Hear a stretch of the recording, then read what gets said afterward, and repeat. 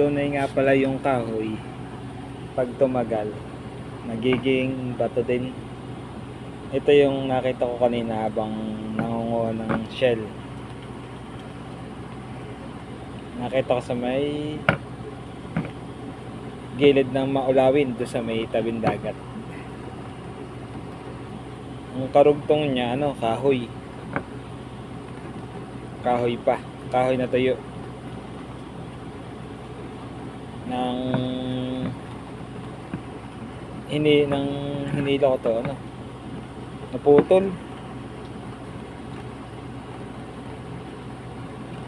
Yung pala, bato na. Naging ang katabi bato.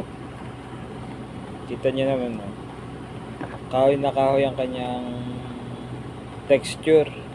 Pero pag binuhat niyo siya, bato. Yan o.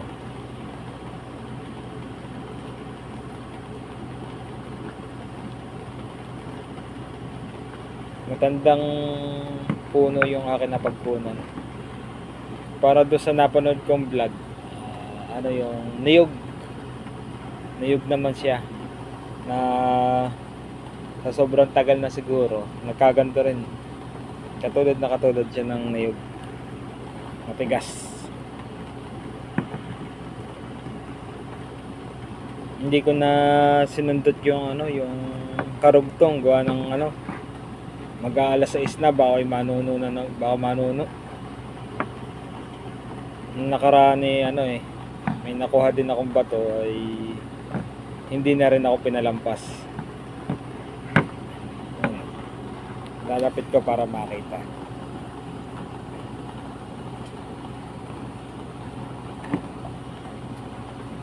Noong una, akala ko ugat na, yung palusaw na. Nasundot ko lang, kaya ako'y na-curious. Dinampot ko, parang mabigat nung pagkakasundot ko. Nakababad siya sa tubig. Yung ugat ng maulawin na yun ay nakababad sa tubig.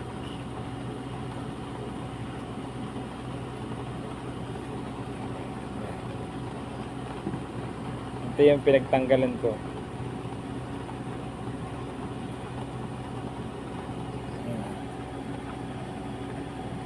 Kahoy.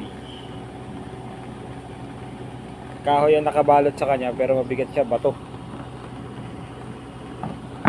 Kahoy yan. Puno na, bali ito, ugat ng maulawin. Yung malaking ugat ng maulawin. Hindi ko lang alam kung lutang bukas yun. Balkan ko bukas yun yung yung maulawin na yun.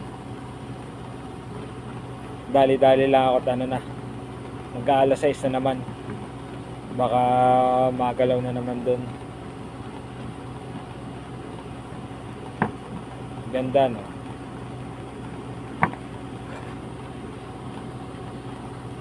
Yung napanood ko yung vlog nung sa niyog, hindi ako naniniwala na ang kahoy pwede palang maging bato pagtagal ng panahon.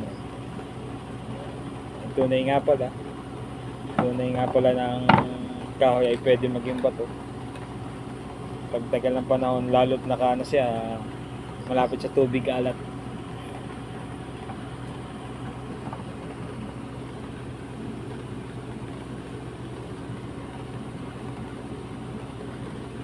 Balkan ko bukas. Videohan ko rin yung puno na nakunan ko ng itong puno, parte ng puno na naging bato.